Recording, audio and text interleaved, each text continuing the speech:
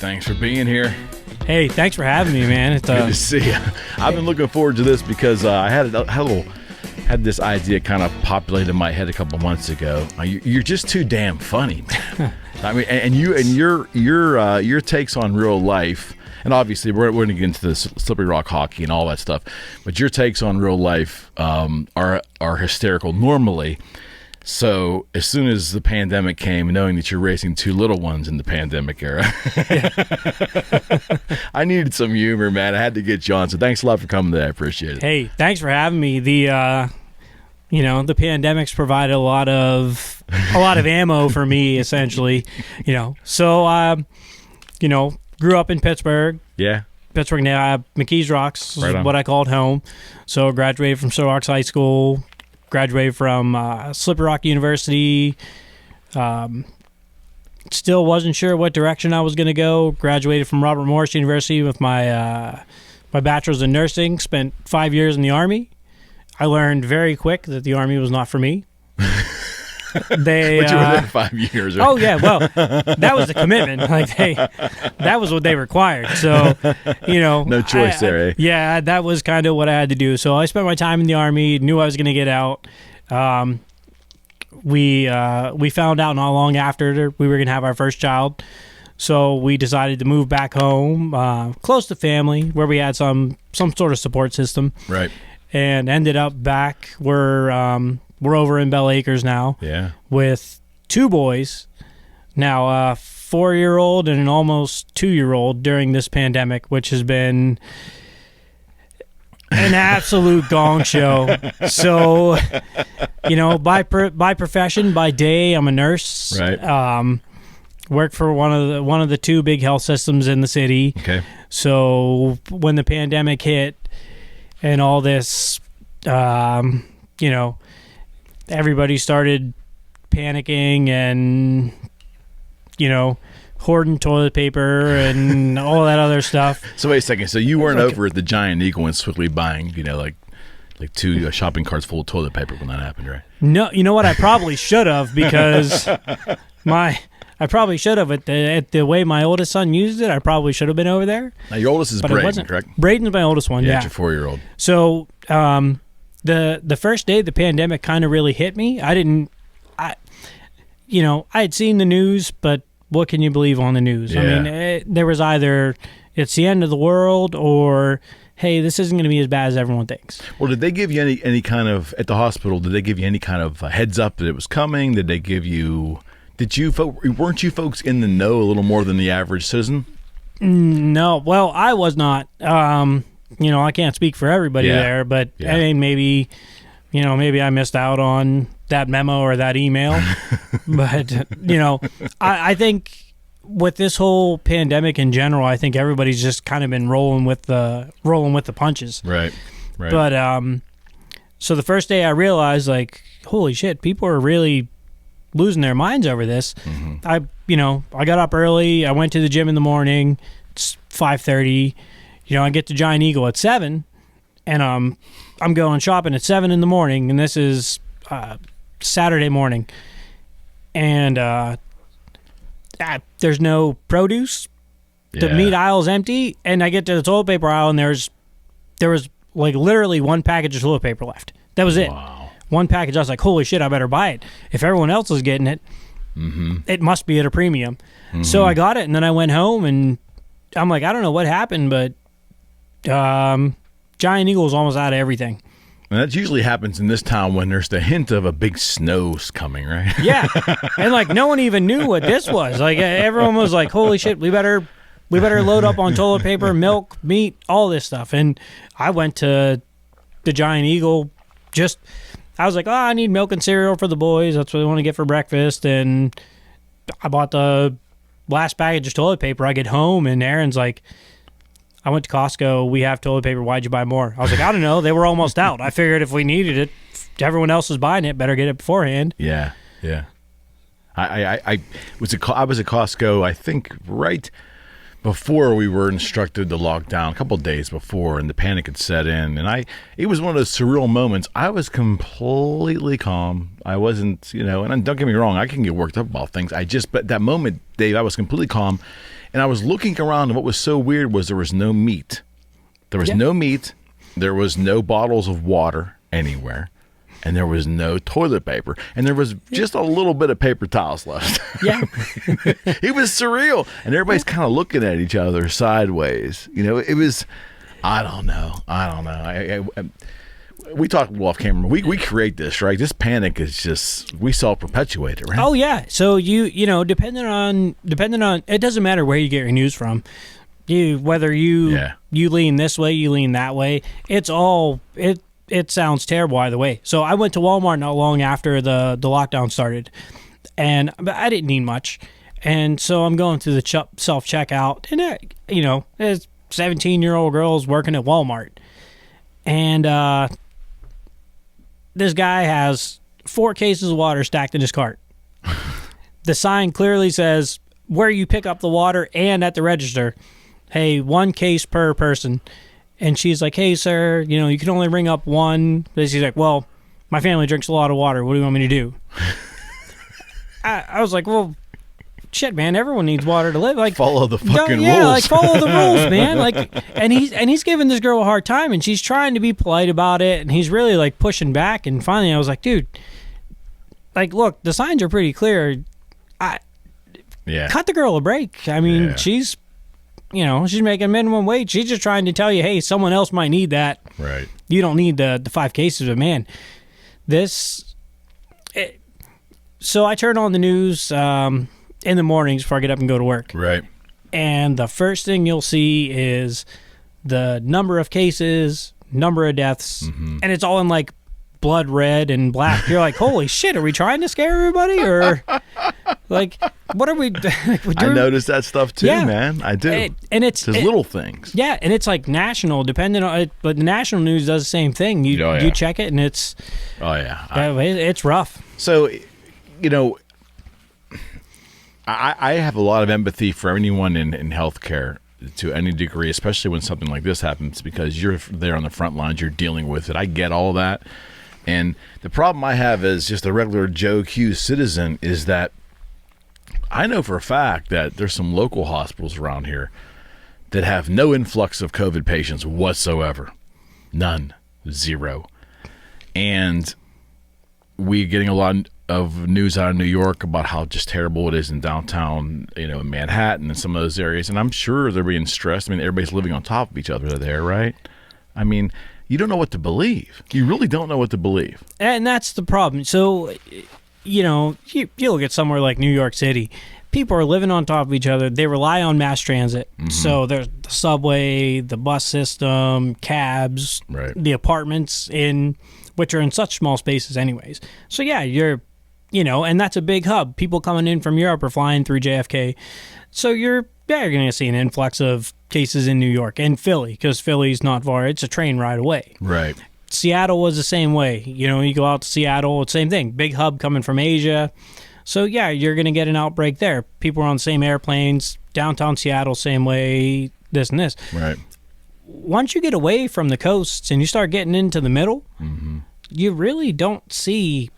I mean, we've been fortunate in Pittsburgh where we haven't had the same sort of huge, you know, we haven't had that outbreak like you've seen in Philadelphia or have you seen in New York. We've been fairly fortunate here to not have that. Right. And I mean, part of it's location. We're not on the coasts. We're not a big hub. There's not a lot of, you know, there's not a lot of travel coming to and from. But that doesn't make news. So if people aren't going to watch if you're not, you know. And the panic thing, so the public can get riled up into a panic, you know, very easily just watching or listening to news. They'll do that.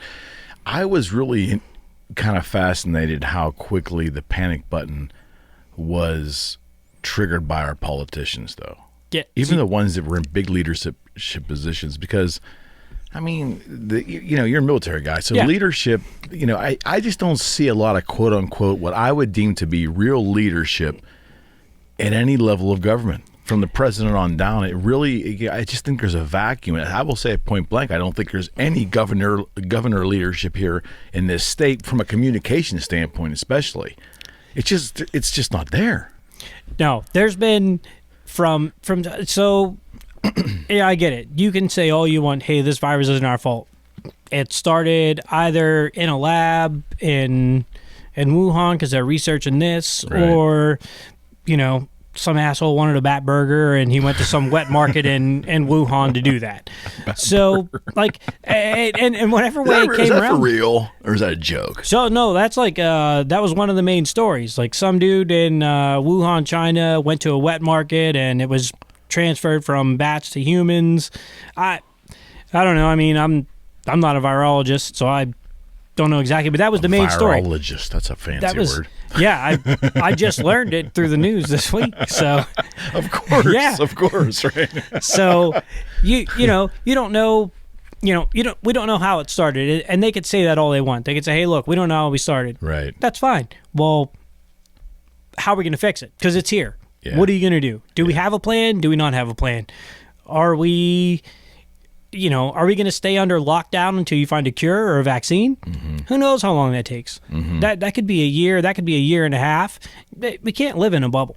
Yeah. And I feel like that's kind of, we went from, hey, let's flatten the curve, to we're just going to hang out in our houses until we find some sort of vaccine or some sort of cure. Which is insane. That's insane. And that may not come. Who knows? We may not have it. This may go from a pandemic to an endemic, where we're looking at something like, it's like HIV and AIDS. Like, you can treat it, but it's never going to go away. No one knows for sure. And if you lock me down with my two kids for a long period of time, my mental health is going to take a nosedive. Nothing good can real come fast. of that, right? No. Love my boys, but man, will my mental health take a nosedive. They can be a handful, especially the older one. Do you, I want to get into that, but let me stay on the pandemic for a second. I don't know what classifies as an epidemic, a pandemic, endemic it's called? They're still calling this a pandemic, so that works for me. I don't really understand that. The thing that I just wish and maybe we're all in a big learning environment now. I hope so. But it became real apparent to me, and I want your thoughts on this. Like, we did not have any kind of plan. There was no cohesion between all the federal, state, and local. Big surprise, right? Yeah. But there wasn't any kind of cohesion on how things would be handled. And that's really that's very disheartening, I think, to the citizen trying to pay attention when the federal government's arguing with the state government and the local government don't know what the fuck's going on.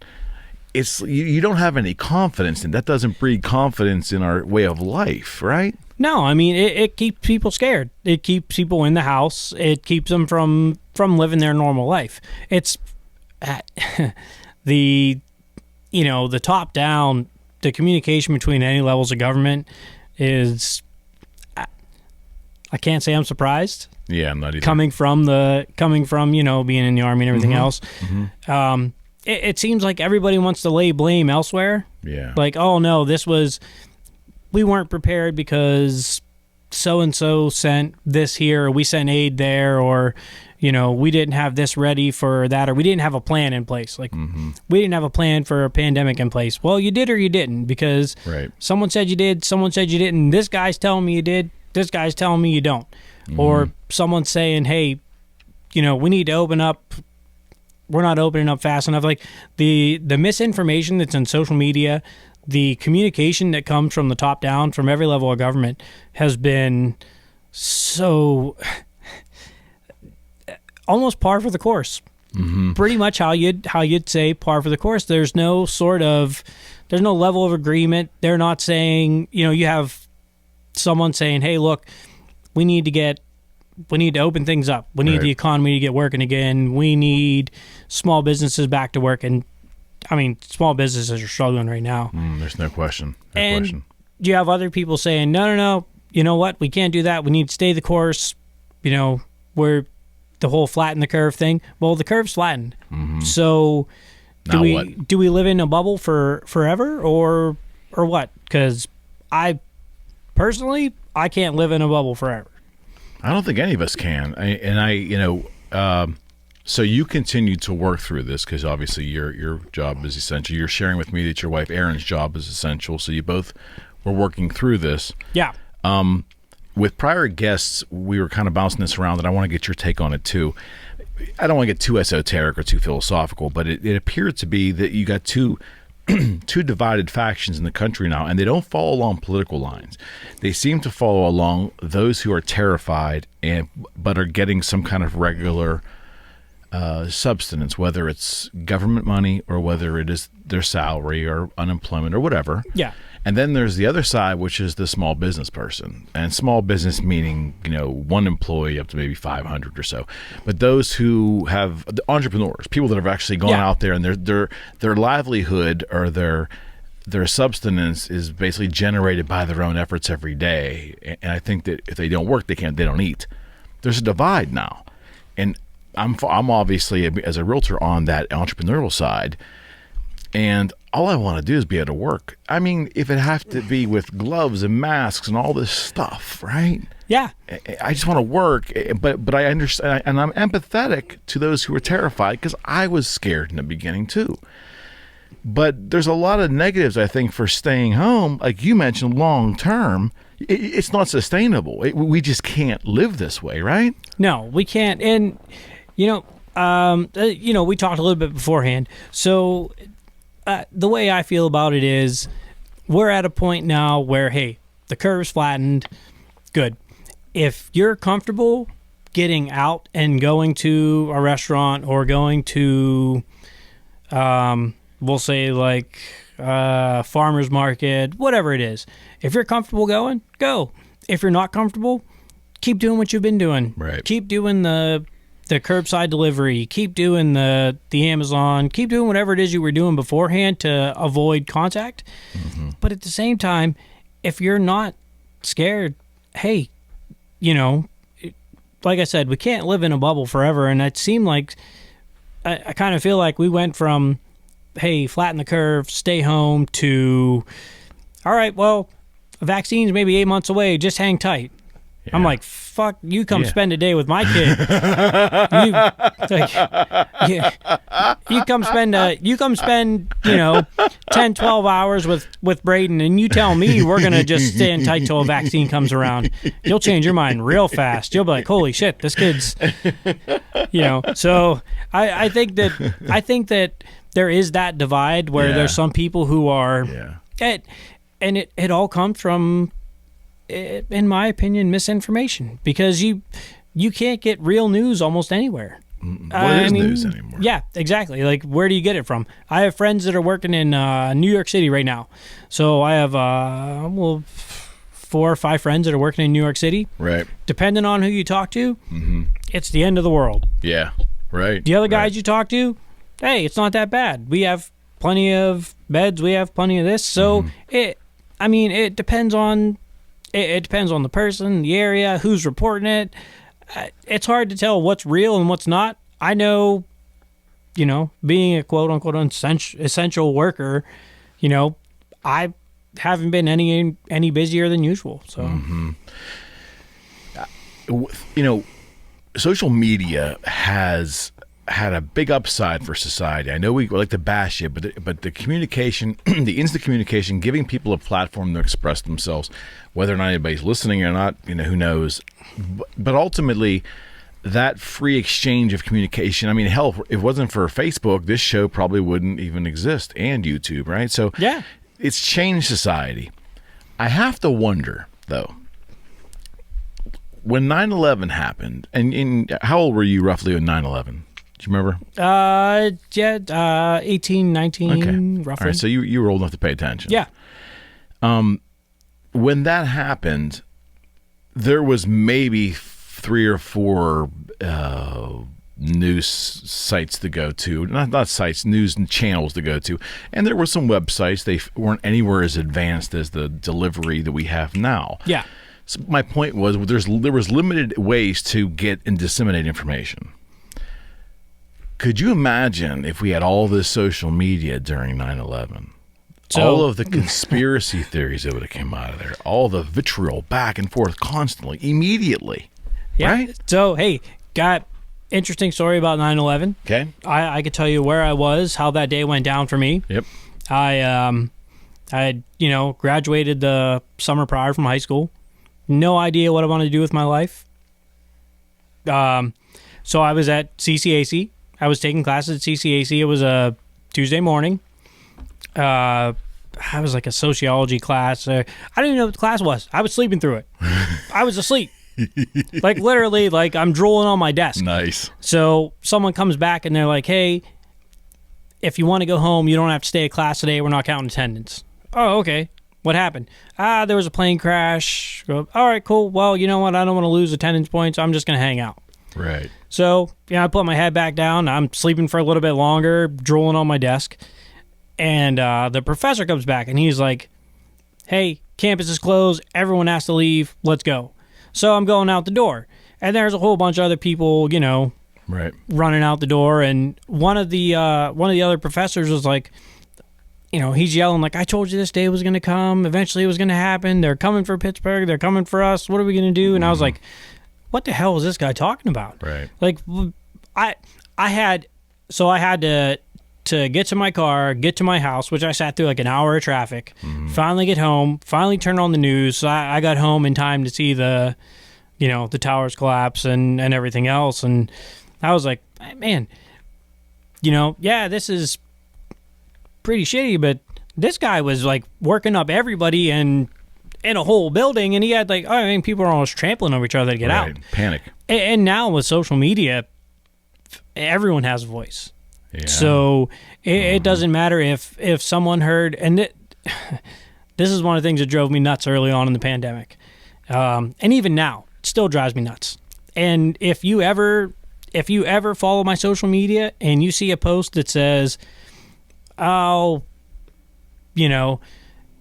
my cousin's niece or, my uncle's dad works here and says this. Right. My shit's been hijacked. That is not me. But early on, that's what you were seeing a lot of. You were seeing a lot of people like, somebody heard something. Somebody heard something. And then somebody. And there's this long rant. And then people are sharing it like it's gospel. And you're like, no, it's not really how it goes. Yeah. Calm down a tad, because no one's fact checking this stuff. It's just, it's out there for everybody, and people start to run with it. And so social media is great. You can stay in touch with people. Like I have friends from the Army that are like family to me, who we see a couple times a year, and we're able to keep up with them. But at the same time, social media giving everybody a voice is kind of a dangerous thing, because not everyone needs to be heard on some of these things. Well, I've said it numerous times. The best thing about social media is it's leveled the playing field and given everyone an equal voice. Yes. And the worst thing about social media is it's leveled the playing field and it has given everybody an equal voice. Yeah, and it has been so apparent during this pandemic. It is, every day you see something else, like someone sharing, watch this video before it's taken down. I'm like, all right, well, did you check any of this shit before you put it up there? Of course not. Or did you just say, it all sounded official. So-and-so's, so-and-so's a doctor, and, they have that degree, so they can't be wrong. Like, no, that's funny you said that, because I grew up in a small mill town here, where I happen to be sitting, and we gave immediate validation of the words spoken by a physician in society, a physician, an attorney, or a person of clergy. They were like, their word was gospel. It was not, it was not content. What would the word be? You couldn't question it. It was unquestionably had to be the truth. And there's still a little element of that. I mean, in social media, if a physician says something, then it has to be true, right? Yeah. Are you fucking kidding me? Are you kidding me?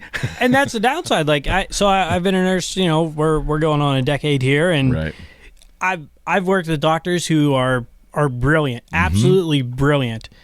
I've worked with other ones where if I had an emergency with my dog in the middle of the night, my vet was closed, I'd be like, no, man, I'll figure this out myself. I'll go through Google. I'm not bringing the dog to you because, you're a butcher, essentially. Right. So it's, I mean. Buyer beware. Yeah, and it's buyer beware. So people aren't fact checking where this stuff's coming from. It's just, hey, we seen it posted. So-and-so posted it. This is a doctor. Here, this is what they're saying. This is a hoax, or, they're trying to do this. And you're like, no, please read more into it. Yeah. Like, figure it out before we start sharing this. The thing that cracks me up, Dave, is like, and you're on a good point. I'm glad you brought that up. I think, in terms of not fact-checking, I think that there is, what's surprising to me is there's a lot of people I have a ton of respect for, people that I think are very capable of doing critical thinking. Yeah. Yet I see them fall under the conspiracy guys all the time. And I guess my thing is, do I believe in my heart of hearts that there could be some conspiracies in some of the biggest things that have happened in the 20th century? Maybe.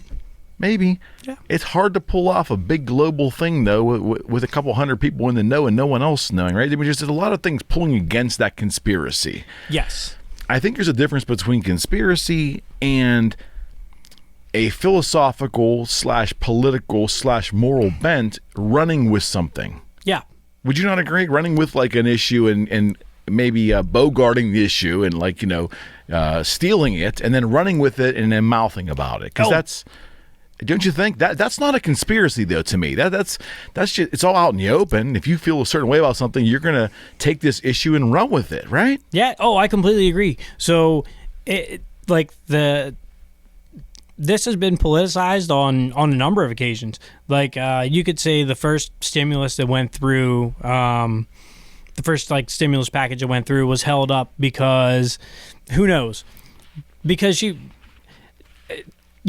one side says it was held up because the other side's fighting this issue. The other side says it's held up because it's fighting that. Who do you believe? Right. I mean, in my eyes, not a lot of them are credible anyways. Mm-mm. So you have no idea. But there's people who have politicized a legit issue, and they're holding up help to, everybody else that actually needs it because they're working on their agenda.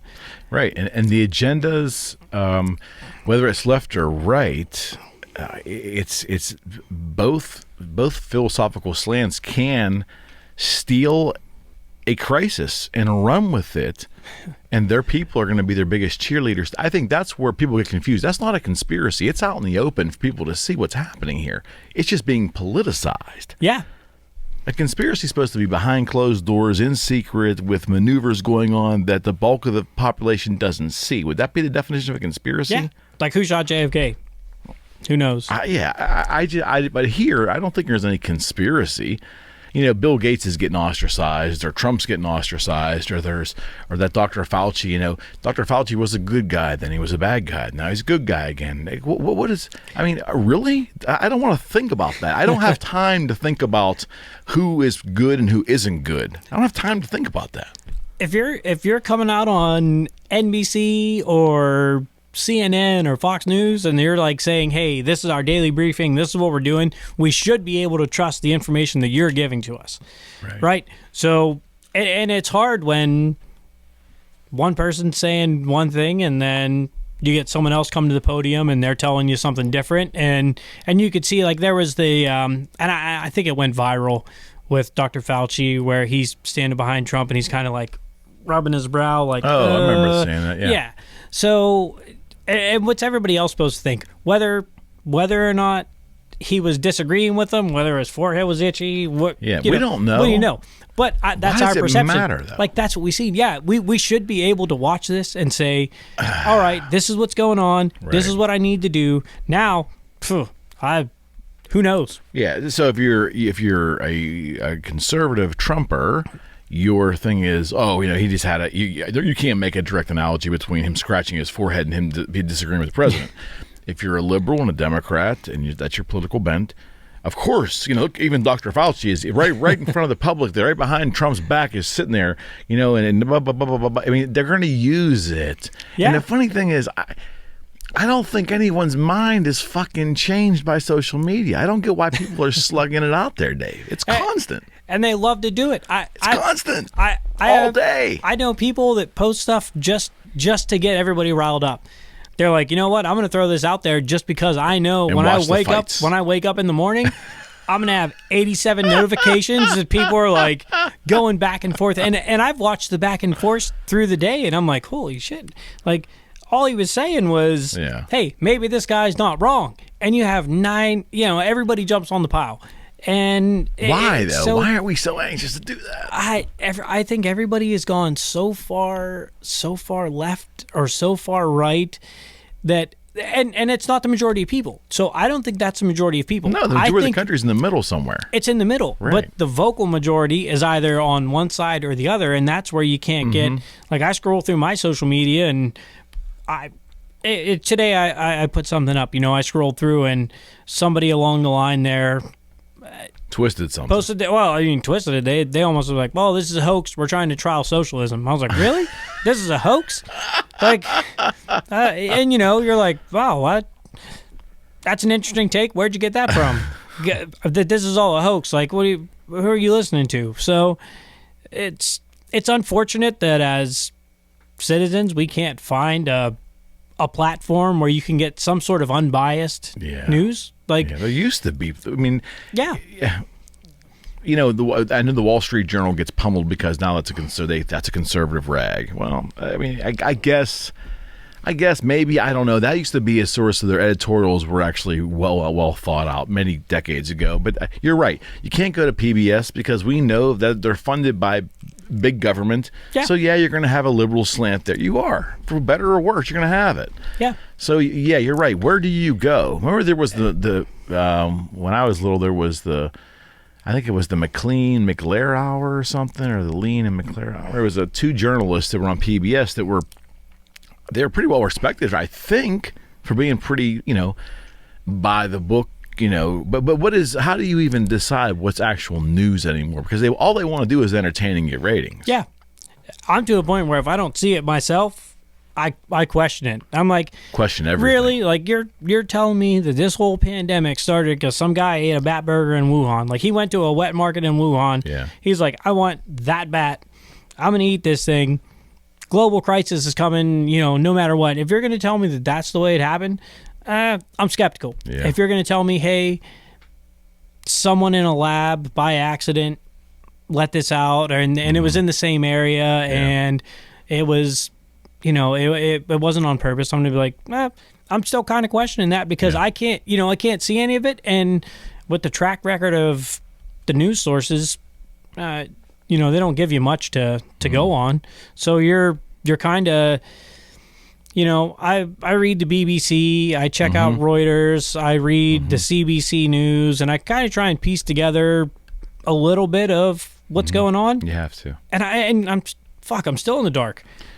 And then it becomes like, it's such a careful balance. Like I went on a news sabbatical during this most of this pandemic, and I mean I really went on there a news sabbatical, just getting little tidbits, and you have natural curiosity, so you really want to go find out what's going on. But I forced myself not to, and I'll be honest with you, I don't think I was any happier not knowing. I mean, like if this wasn't going on, I could go on a news sabbatical for months and be fine. But because of what's going on, sometimes not even attempting to find out what's the reality is unnerving.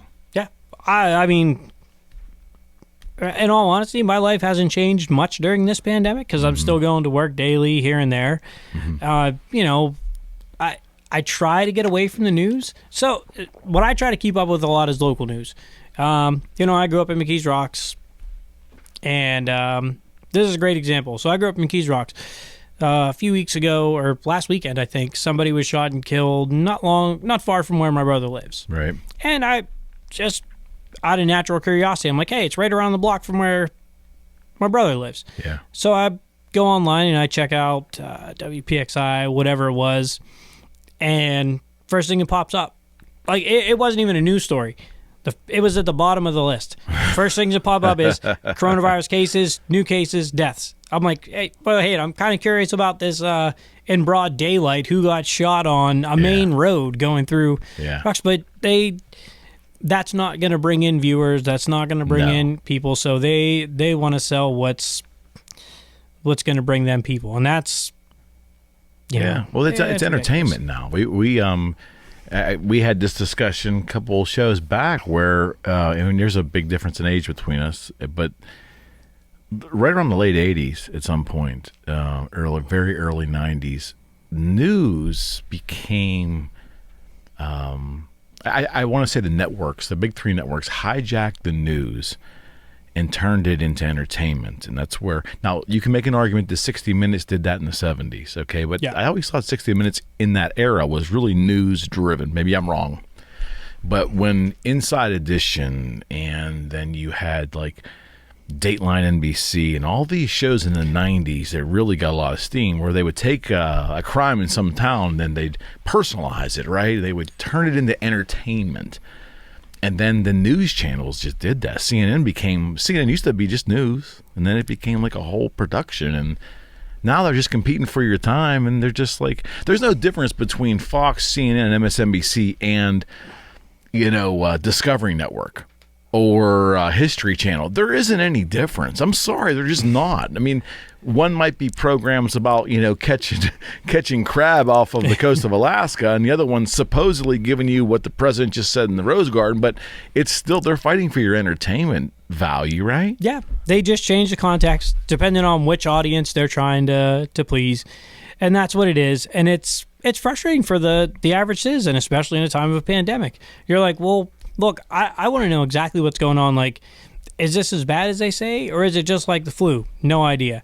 Because CNN told me it's killing X amount of people in a day, right? But Fox is saying that we haven't had any new cases in this amount of time. You're like, well, where's the truth? Where do I find this? Like somewhere in the middle, I'm sure. But where's the middle? It used to be, say, well, now I don't know. Everything's just kind of been turned upside down as far as the media goes with this whole thing. It's your coworkers. Do you guys? I mean, do you commiserate? Do you have you guys on breaks or when you guys eat together? Do you talk about this? Like, would you? Are they just as confused as you are? I mean, you're there. You're working in what's the pandemic. Yeah. I mean, is there a consensus that they just don't know what the fuck's going on? So no, for me, the people that I work with immediately, like on a day-to-day basis, it's almost like there's two camps. Okay. And there's a handful of folks in the middle. Okay. Kind of like politics in this country. It's exactly the same. It is no different. There are people who are like, this man can do no wrong. Right. This man can do no right. And I'm sitting in the middle trying to eat my baked ziti, like, hey, where'd you get this from? Or like, where'd that fact come from? And people are throwing this shit out, and you're like, where'd you read that? Because I haven't heard of that. So the folks that I work with, and I mean, like I said, we've been relatively fortunate in this area to where the outbreak hasn't been as bad as most would say. So, there's been people who've contracted it, taking care of those patients and whatnot, but the coworkers fall along the lines of almost the way the country has gone. It's so far divided, and it's frustrating to the fact that I can't even have lunch in the break room. I'm like, I'm going to go to the cafeteria and eat with the janitor.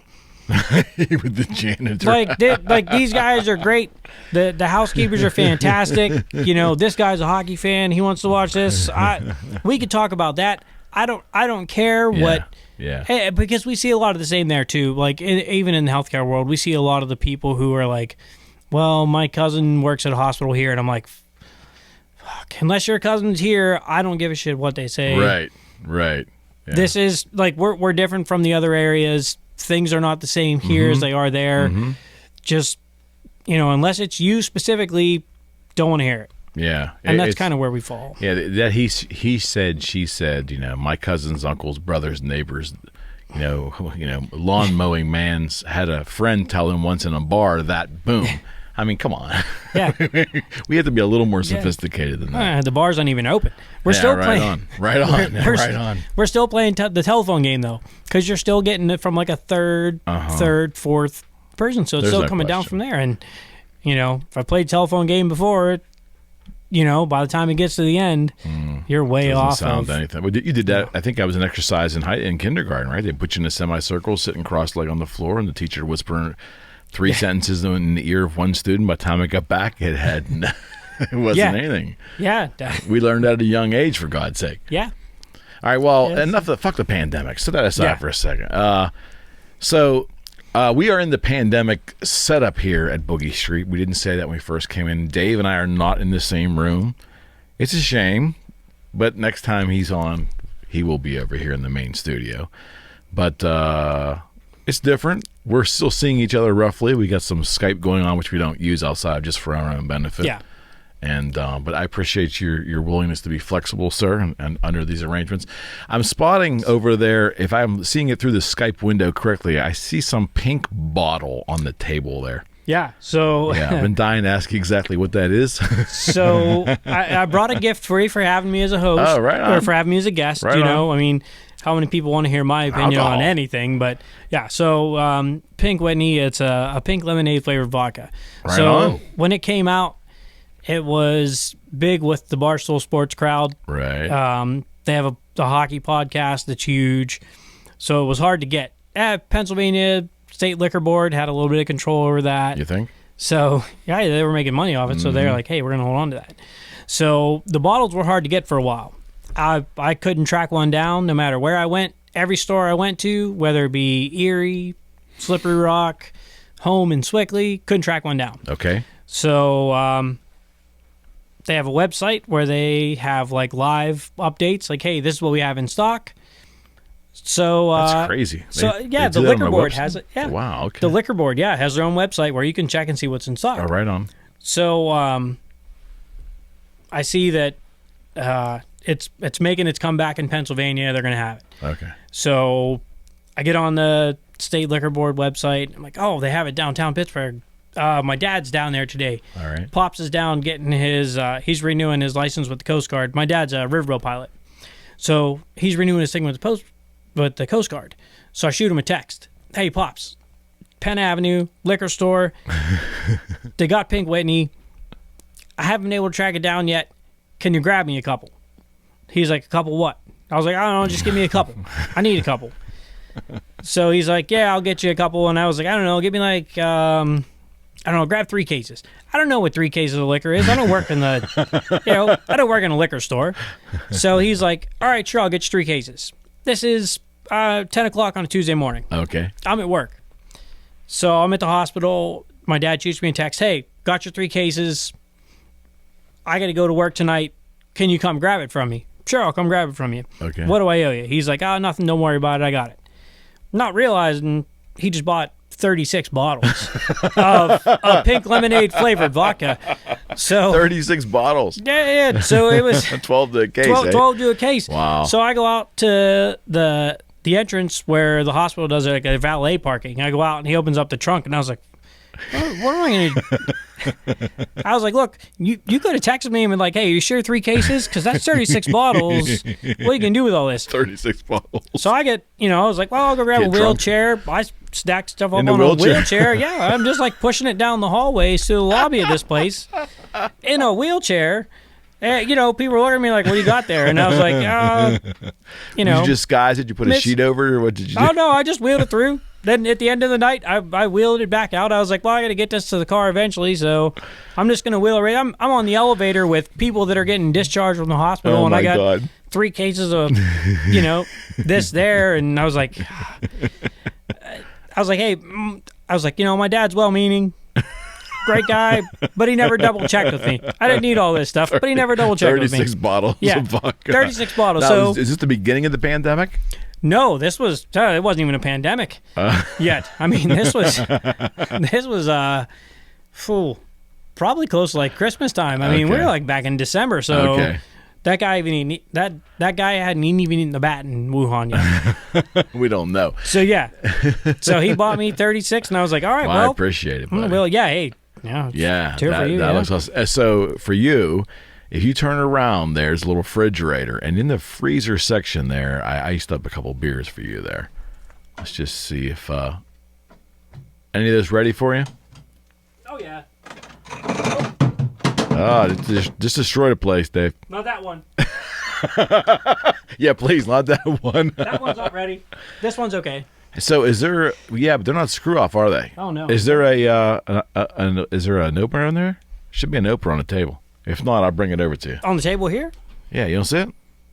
All right, we're gonna pause this. I'm gonna bring you an opener. Hold on. I'm gonna toss you one through the door. All right, works for me. All right, we're back, and yeah, so I had Dave socially distant compliant throw a couple beers out into the hallway. It was we're something here, huh? 6 feet. It was exactly 6 feet. Did you wipe these bottles down with the Clorox wipes, man? That's what I wanted to know. Because they kind of smell. It kills everything. They kind of smell like. Yep. The Clorox kills it all. Yeah. Fair enough. So, one of the things I love reading about your diatribes. I know there are diatribes about family life. It isn't like there's nothing real political going on with what you write. So you're very even-handed in that regard, but just in the pandemic era here, I can't even imagine, buddy. Like I said, mine are 19 and 17 years old, and I can't even imagine. I love my boys to death. They're literally like they, that's it's the reason I do everything I do. Those two, but man, during this lockdown, trying to explain to the older one, like, why he doesn't have hockey practice anymore. Okay. So he's like, hey, Dad, I have hockey practice tonight. I'm like, well, yeah, normally you do, but tonight you don't. It's on hold. There's germs at the rink. Well, doesn't medicine kill germs? Like, it does. But we haven't found a medicine to kill these germs yet. So we're kind of stuck. He's like, let's go to a faraway rink. I was like, well, there's germs at that rink too. We can't go there either. He's like, well, what about further away? And I was like, I don't know how much further away we can get. Like, where do you want to go? He's like, well, why can't we go to Russia? I was like, Russia? I was like, you're 4 years old. What do you know about Russia? So apparently, and this is, part my fault. So his elf on the shelf is from Russia. Okay. His elf on the shelf's brother is also from Russia, but never defected. He stayed in Russia. He works for the KGB, and he runs the surveillance the other 11 months out of the year. So you created this problem. So I created this problem, yeah. And he's throwing it right back at me, and I'm like, man, how do I get this? But if I could sum up what parenting in the pandemic has been like in a story, I came two great instances where the first one was Braden disappears. My oldest one disappears. He goes upstairs. He's like, I gotta go to the bathroom. Okay. He goes up to the bathroom. He's gone 10, 15 minutes. So I finally go upstairs. Here he is. Whole roll of toilet paper, which is like gold nowadays. Currency. Like, you can't buy it anywhere. Yeah, I was like, this is essentially gold. He's trying to push down the toilet with his hand. Oh. His hand is in the toilet, and I was like, get back. Go wash your hands. I will take care of whatever it is you're doing. He's like, don't tell Mom. She'll beat our butts. I was like, no. She's going to beat your butt. I was like, look, here's how we do this. I'm not going to tell on you. I'm not going to tell her what happened here. You're going to wash your hands. You're going to go downstairs, and that's that. Because we don't tell on our friends. All right? We don't tell on our friends. Oh. So he goes downstairs. I'm like, I have a paint stir. So I got a paint stir trying to dig this toilet paper out of the toilet that he's jammed down with his hand. And I finally clean it up. I make sure the mess is not going to be seen by his mom. I come downstairs, and as soon as I get to the bottom of the steps, he's like, hey, Dad, take care of that thing for me. I was like, fuck you. Who are you? Take care of that thing for you. Like, it's an episode of Goodfellas. Yeah, I was like, wait. Yeah, Paulie, I took care of it for you. We're good. Don't worry about it. So he's, and that's just how he is, man. The kid's just, he's nonstop. It's one thing after the other. The weekend after. So we're going 6 days later. I text Erin from work. She's working from home. I'm at work. I text her, hey, what's planned for tonight? Are we still going up the mountains? And the reply I get was, your children are on my last nerve. And they Your were stomping. children. Yeah, my children. Yeah. She's like, your children are on my last nerve, and they're stomping all over it. What time will you be home? I was like, I'll leave now. So I leave work. I get home. And I was at work all day. So, and I kind of roamed the hospital a little bit. So I come upstairs, and I was like, I got to wash the Rona off me to take my scrubs off. And I look behind me, which is Dustin's bedroom, my youngest. Right.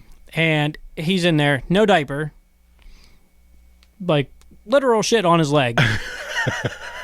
And he's, Daddy, Daddy. And then my oldest, Braden, comes bombing by me, no clothes, nothing, just completely naked. And I was like, oh, where's your clothes at? He's like, long story, Dad, don't have time right now. And I was like, all right, well. I was like, you know what? I'll figure that out later. I'll get a shower and we'll go. So I go in and poor Erin, she's sitting there in the tub, and I was like, hey, I'll shower, we can go. And she's like, can't shower, there's shit in the tub. So my thinking was all the Paw Patrol squeezy things. I was like, look, I've been showering with Chase and Rocky and Rubble for 5 days. I'm not worried about that shit. And she's like, no, there's a literal shit in the tub. Your youngest son shit in the tub. And I was like, oh, all right, well, I mean, I guess we gotta clean the shower tub before I could shower. And that has been like, I thought it was funny for about 5 minutes. And then after I was home for 5 minutes, I was like, holy, these, I don't know if these dudes are trying to push my buttons or what. And then Erin's like, she's like, look, it's been 14 years. All the years I drove you and your friends around drunk, this is what I've dealt with. I was like, this? I've never I've never shit in the tub you've had to clean up. This certainly isn't the same thing. And she, that's a good possibility. But and I was like, nah, this can't be me. Can't be me. And she's like, oh no, this is you. And there's days where I'm out with Braden where, like, he'll push every button, and do you want to yell at him? And you're like, dude, don't do that. And I'm like, shit, I did that to Erin yesterday. I had this kid's like, it's like my house is bugged. He listens to everything I say, and he just repeats it. He's like a parrot. I was driving him to daycare. So his reasoning ability seems beyond his years, though. Oh, yeah. Well, I'm trying to breed the, we want to give him the creative. I want to breed the imagination. I want him to have the imagination and go. So okay. we're driving to preschool the one day, and slowing down because in the spring, summertime, my road where we live at, it kind of turns into like a lot of cyclists come through, a lot of people on their bikes run through. Kind of a country road. It is a country road, and there's a lot of ups and downs. So I can see why people would cycle that, but at the same time, you lose your mind some days. You're like sitting there, and we're driving the one day, and we're slowing down. He's like, Dad, why are we driving slow? Dad, why are we stopped? Dad, why are we driving slow?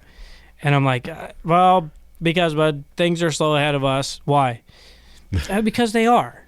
Why? Well, because fucking Lance Armstrong up here is riding the Tour de France, and he's not on record pace.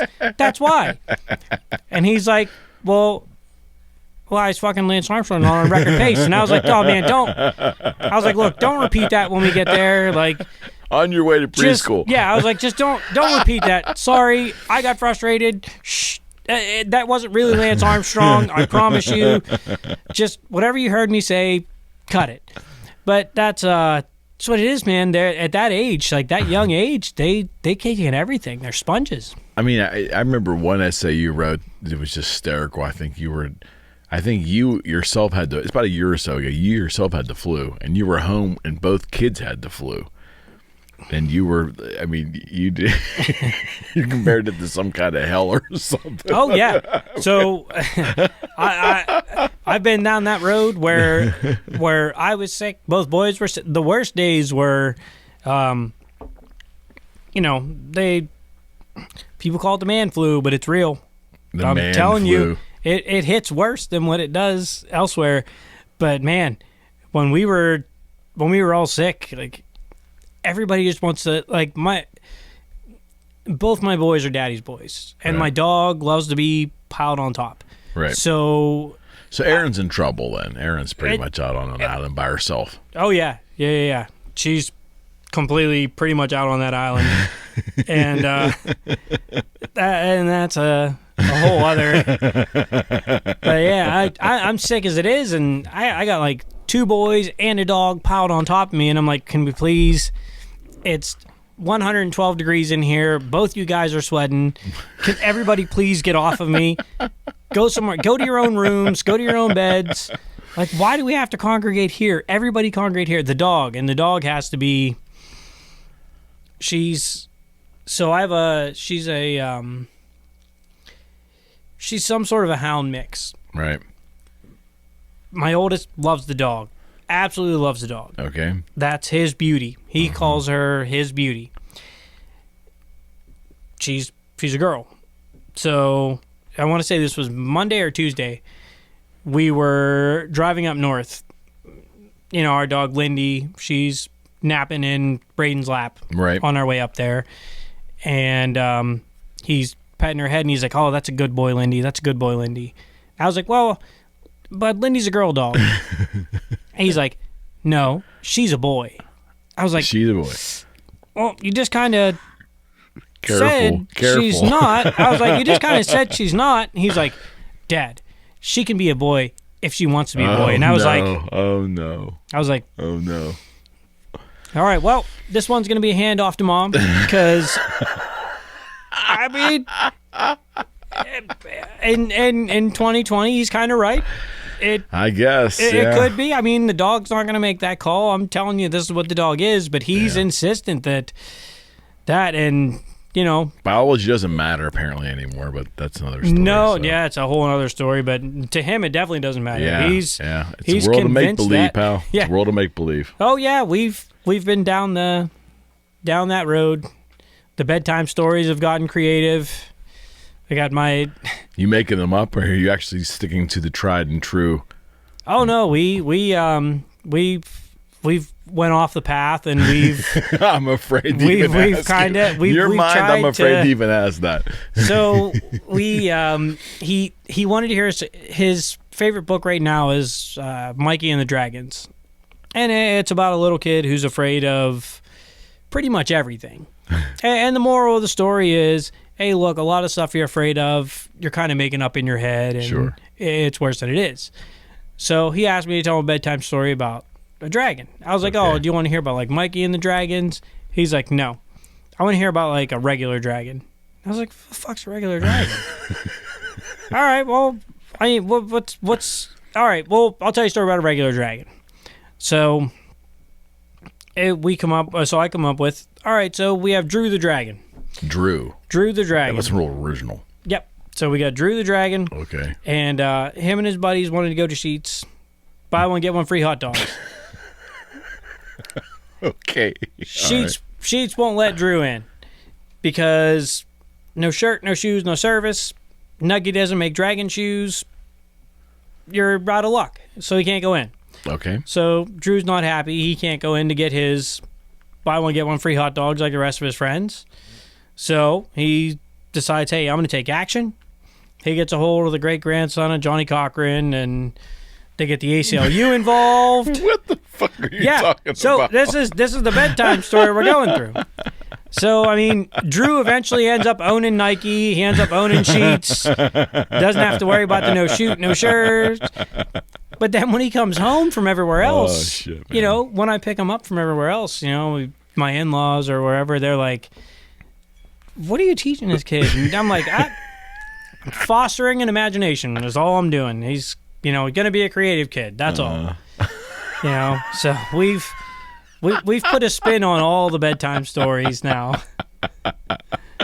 Yeah, he's going to be in for a rather rude awakening, man. But you know what? What's amazing is that he just has this sensibility that is way beyond 4 years old. I mean, that has to flip you out, man. I mean, oh yeah, when he starts like reason, when he starts to long reason story. I with don't me, have time right now, and runs back explaining why he has no clothes on. And he's 4 years old. Yeah, completely. Like, when he starts to reason with me, and I'm like, yeah, reasonability. Why are you you shouldn't be able to do this. Like, if I tell you there's germs there, that should be the end of the conversation. You should be like, all right, well, there's germs there. We can't go. That's it. And now you're asking to go to Russia. We shouldn't have this. We should not be having this conversation. But he picks it up quick, and then you're like, fuck, what did I do to this kid when he was younger? Like, how did we get to this point where he's throwing my own stuff back on me? Oh, well, hey, you have it coming, pal. Oh, so you deserve that. Yeah, Aaron, so my wife works heart transplant. She does heart transplant work. Right. So last spring, she's packing a suitcase one night. Maybe I don't pay attention. Maybe she did tell me. I didn't know. Who knows? Whatever. I'm sure she didn't tell me.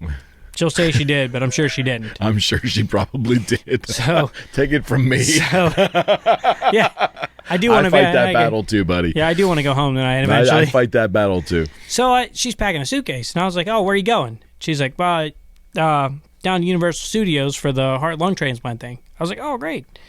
Universal Studios, kids go to Disney, see all that stuff. And she's like, no, like, it's for work. I was like, so what am I going to do with these two?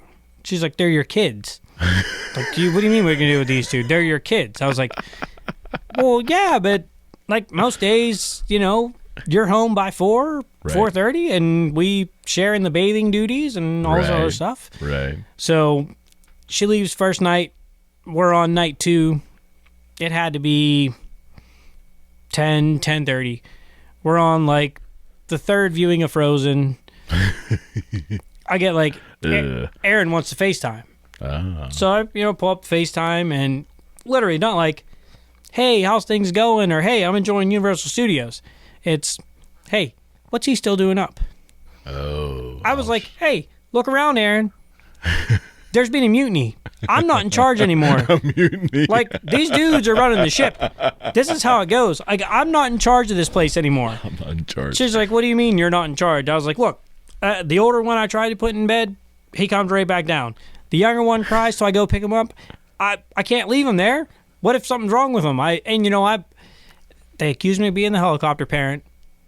Maybe I am, but at the same time, I certainly not the disciplinarian in the house. Doesn't so sound that's like it. No, and that's we've run into a few problems with that too. So yeah, the boys are a handful, and that's during the whole quarantine pandemic. Man, you want to keep busy.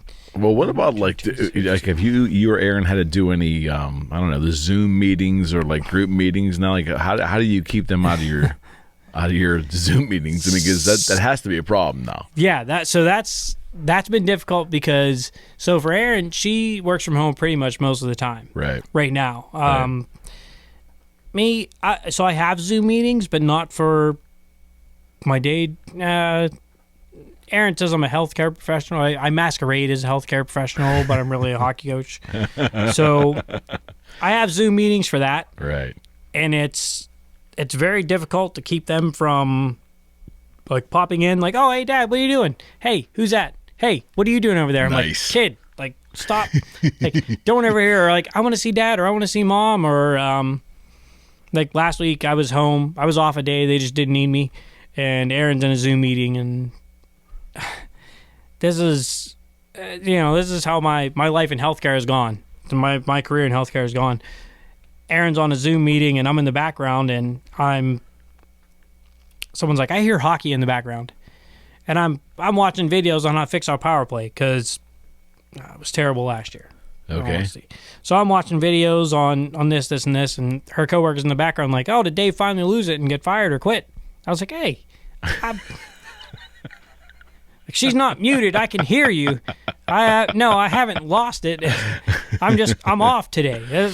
This is my other work. This is what I love to do. So the Zoom meetings have been, I had one Tuesday, and same thing. I had both kids just got to get up in my lap. The dog wants to get in there. Wow. Nose is in the Zoom camera. And how people are managing to work from home. Oh, it's incredible. It's incredible. It's mind-boggling to me because if you have, pets, kids, whatever, like to be able to sit in your house quietly for even 20 minutes. I mean, there's no 20 minutes of silence in my house. Doesn't matter what time of night it is. No, you got those two little spunky kiddos running around. It's the perfect age to be quarantined, right? We had Dustin was crawling, like he was up at like 3:30. He gets out of his crib now and he crawls himself. He gets himself out of his crib, opens his door, and next thing you know, it's 3 a.m. He's right in your face. Yeah, like Dad. I'm like, I hope I'm dreaming, but I know I'm not. I'm sure that so many of our viewers and our listeners can relate to it. See, friends, you're not alone. I mean, you're not alone. It's the reality we find ourselves in. So before we go to the sports thing, do you feel that because of there's so much Zoom activity going on now, especially with those working from home, do you have any feeling that these organizations, whether they're public or private, these companies are going to realize when this pandemic is over that these Zoom meetings, this having our people work from home, this new environment that we were forced into is saving us a lot of money? Do you think at some point in time that we're going to see more and more remote, less travel, and all that goes along with that? Yeah. So I think we're actually, I don't want to speak for like certain places, but I know there's organizations now that have already realized like this job doesn't need to be done 5 days a week in-house. This job can be done remotely from home. It can be done 2 days a week, 3 days a week, and it's not going to cost us near as much to have somebody in-house all the time. Right. So people have already realized like, hey, that's, we can do it that way and we can save ourselves a whole lot of money. And I mean, that's the bottom line most places is, hey, how are we going to save money? Yeah. But this has shown, my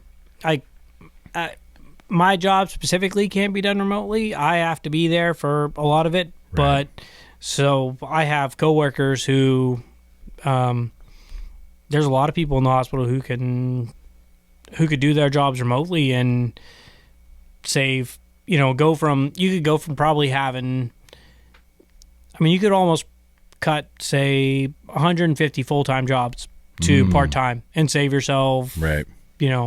All that money. And there was always talk too that the internet era was going to eliminate a lot of jobs, and obviously once technology continues with robotics and streamlining and being more efficient in processes, that was going to eliminate a lot of jobs. But I think the economy's strength has kind of offset that, and it may actually take a pandemic to actually make these firms aware that so much of this work does not need to be housed in buildings with rent and expenses and so forth. That so much of it can be streamlined, and I don't know how I feel about that. I mean, the capitalist in me thinks, okay, save every dollar, you got to for benefit the shareholder, right? Yeah. Then the humanist in me realizes that people are going to be displaced, and that's really hard to wrap my head around. So, right now we're doing these video visits. So most hospitals in the area, at least where I'm at, most of our doctors doing video visits. Right. So it requires, you can't do it like you and I are doing through separate rooms. Mm-hmm. You have to have the app downloaded. You have to have the updated version of the app downloaded. Wow. So we're talking about people that are 75, 80 years old. Some of them live on their own. Yeah. They have to download this app on their smartphone. Got it. And like e-check-in, do this to get an appointment. I was at home the other day. Aaron was trying to check this guy in for an appointment, like check so-and-so in for an appointment. I was sitting there for 40 minutes like, holy shit, how hard is it to hit this button? Right. Please, right. Just hit this button. But and overhearing the conversation and overhearing what everything was going through, I'm like, you know what? A video visit's not going to work for this guy. Mm-hmm. Like, this guy needs face-to-face, not through a Zoom call. He needs somebody right here with him, like speaking with him in the same room. or he's not going to get what he needs out of this. Like he obviously needs a lot of care, but he's not going to get it this way. So there's, two sides to the coin. Like some jobs can be done remotely, but other times it's really, especially I'll say in healthcare, it's tough to do remote work when there's people who need like established relationships. No question. To have trust established. There's other jobs that certainly can't. Like my brother works from home. He's been working from home for years. Right. But he works with IT security, things like that. Right. That can be done from home. He really doesn't need to be in an office for that. As you know, I'm a realtor, so much of what I do is to get my clients to experience the property. And I'm not a fan at all of virtual tours. I'm not a fan. They have their place, but I don't think you can make a decision on a large investment such as a home based upon a virtual tour only. Now, I know that's happening all across the country. I get it, and maybe I'll be, drugged that direction at some point. But to a home buyer, I think there's something really organic about experiencing a property. You have to breathe it in. You have to be there, if you're going to spend that kind of money. So that's a problem for me. And the other problem is, we're still so archaic in a lot of our things that closings in Pennsylvania, and maybe this will change, there's no such thing as a virtual closing in Pennsylvania. You can't sign virtually. You have to... they have to have a wet, quote unquote, wet signature. Yeah. So they're still, and we're not as agents permitted to go attend anymore. Even right now that we're somewhat open now, as of today, actually filming, it's frustrating. So I don't know. I'm in a field where I don't think a lot of the moving parts of real estate, the industry, can actually be done from home. If that makes any sense. So my experience with purchasing real estate, because we've done it in Washington. Done it here, everything else. And full disclosure, Dave was my client many years ago. Oh yeah, it was. And you know what? So when we bought our home in Washington, I'll say flat out, it was a new build. I didn't see it in person. Right. I was on vacation. Right. I was in British Columbia somewhere. Erin saw it. She liked it. I was like, you know what? Don't care. If you like it, you got to trust your wife, pal. That's fine. Yeah, that's fine. So get out of the Army, come home. Right on. And the home buying process when we got back, virtual, like the virtual tours. You can look at the virtual tours, but until you see it for yourself firsthand, right on. Like as you know, I felt like every place we went, she was like, "Oh, this place would be great, but would have to do this." This place would be awesome, but what I have to do, I'm like, holy. Oh, yeah, this place would be great. Let's just knock down this wall, knock down that wall, rebuild this place, put in a new kitchen, new bathroom. Let's just buy that. That's fine. Yeah, we'll go with that. So eventually you get to a point where you're like, I don't care what you decide. If we go see a place, pick it. But I think there are certain fields where you can say, hey, we can work from home. But if you're making a large investment, if you're buying a home, if you're an entrepreneur and you're looking for a space for your business. Right. If you're, we have, I have friends that are physicians that are independent practicing and they're looking for office space. Mm-hmm. Like you can't do that online. No. Like you can't go through pictures. You need to be in person. You need to see, hey, is this waiting space going to work? Is this going to be okay? Or the bedroom looks nice here, but am I going to be tripping over shit in the middle of the night because I have two little savages at home that are throwing stuff everywhere? So it's one of those things where for certain things it's great, but technology is not the end all be all. Well, for me, I will tell you, so I'll share this with you in our audience too. When the pandemic hit, there was a part of me that was told that I needed to shut down because, I think we're 6 feet apart. I mean, you were in, Dave peeked his head in the studio prior when he came into the building. And we are, if you were sitting here right now on the other side of the table, we're 6 feet apart. The optics matter because I know there's a lot of people that are panicked there. So that's why we have the two separate rooms. I guess the other option for me was that I could start doing Zoom or Skype or, Google Hangout meetings or whatever that's called. Yeah. The problem is there's something wonderful about the studio experience of having the guest here, especially intimate in the same room. And I think that's where the magic happens in conversation. I also don't like the optics, Dave, of how poorly the video is. It's compressed. It looks crappy. The audio is not great. And I spoiled myself and my guests when I started the show because we created this studio with top-end audio and really high-quality video, and we set a standard of presentation. Yeah. And I just didn't want to burn that. I didn't want to, because I think that makes the show special, because when I look around at other talk shows or podcasts in Pittsburgh, even just the purely audio ones, sometimes their audios are bad. So I think we kind of set ourselves different. I didn't want to do the virtual thing. Yeah. Although many people pushed me, I just didn't want to do it. It's hard to do. I mean, because if you get away from doing the face-to-face, the personal, and I mean, full disclosure, we've been 6 feet apart. Oh yeah, the whole time. The whole time. I had a mask in my or pocket. More. I had a mask in my pocket, so we're good to go if I needed that. Yep. But it really takes a lot away if you're not. I think so. If you're not in the same place, like doing the Zoom meetings and the Skype meetings, because I've done a few now, and it just kind of, there's either a lack of audio, a lack of video, and sometimes it's hard to. I was talking about this the other day with somebody. They were talking about an email that was sent, and they're like, "Hey, you shouldn't send an email like this. It kind of came off as kind of shitty." Right. And they were like, "Oh, no, I meant it to come off kind of shitty." Like, oh, okay. Well, that's fine. That's great. Yeah, but you're like, when you get to that, if you don't have either video, audio, you lose that. Yeah. You lose that the body language or right. Right. Yeah, there's an intimacy too, I think, for the Yeah. conversation.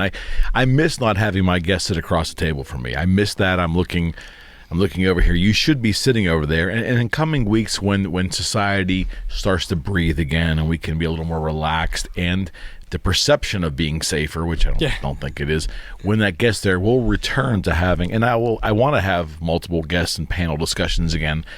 But I think we set a standard in terms of presentation that was part of it. I didn't want to go the virtual route because there's nothing special about that. Each show here, there's a special nature of it because both people are here, and it's the studio, it's the lighting, it's everything is part of the experience. And I don't know. I don't find anything. It's 2020, Dave, but the video quality, compression, the audio that seems to be on these video meetings is just really shit. Yeah. And I get it if you want to talk to Aunt Gertrude, in Montana, and then Skype's wonderful, Zoom's wonderful, FaceTime's great, but not to conduct a 2-hour show. No, you can't do it that way. It has its place. Like like you said, if you're looking to, so we did a lot early on, like my boys and my dad, we did a lot of FaceTime right that way, and it works for a little while. Yeah. But hey, it depends on, the internet quality. It's like, no question. What's your bandwidth? Right.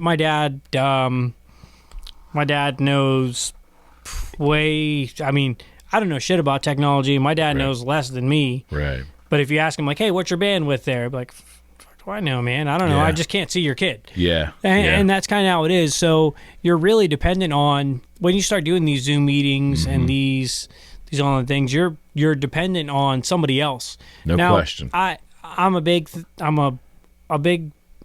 thing is, hey, control what you control, and control how you react to what you can't control. Right. And if you can control it, like you have, this is a great setup. I mean, we can't be face to face. Thank you. But I mean, it's the next best thing. Yeah, it's the next best thing. I we're not gave that you a far. lava lamp, man. Yeah, I got a lava lamp. I got red you got stripe. a high-end mic there. I got a nice setup here. Yeah. So you control what you can, and what you can't control, you react on how you react on it. And you've done a great job as far as that goes. I mean, a lot of people have gone just straight, hey, let's do the virtual stuff. There's nothing special about it. And here's the thing: we could get 100, I don't know, 110, 115 minutes deep into a conversation, then the connection goes bad. Yeah.